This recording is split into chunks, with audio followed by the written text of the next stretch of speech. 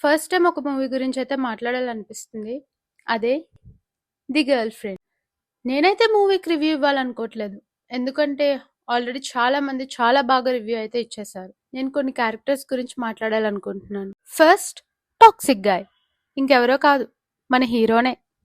ఒక రిలేషన్షిప్లో opposite person మన కంట్రోల్లో ఉండాలనుకోవడం ఈజ్ నాట్ హెల్దీ. మన సెల్ఫిష్నెస్ కోసం పక్క వాళ్ళ లైఫ్లో స్పార్క్ని తీసేయడం ఈజ్ నాట్ గుడ్. సెకండ్ వచ్చేసి హీరోయిన్స్ ఫాదర్ క్యారెక్టర్. నేను ఇలాంటి ఫాదర్స్ చాలా మందిని చూశాను. మనం అడల్ట్ అయ్యాక ఇంకా మనం పేరెంట్స్ కంట్రోల్లోనే ఉంటే మనం లైఫ్ని చూడలేం. నెక్స్ట్ వచ్చేసి నా ఫేవరెట్ దుర్గా క్యారెక్టర్. సో అను ఇమానుయల్ అయితే ఇచ్చి పడేశారు. చాలా మంది రివ్యూస్ ఇస్తున్నప్పుడు మనందరి లైఫ్లో దుర్గా లాంటి ఒక ఫ్రెండ్ అయితే ఉండాలి అని అనుకుంటున్నారు.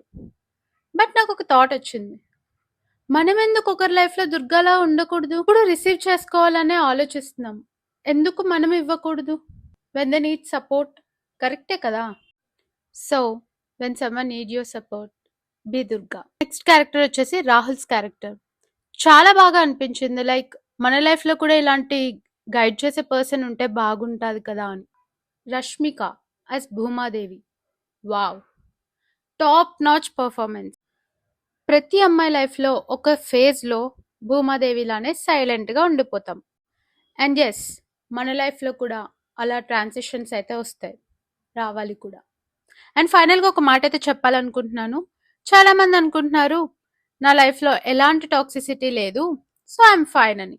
బ్రో, ఒకసారి చెక్ చేసుకో, నువ్వే టాక్సిక్ ఏమో.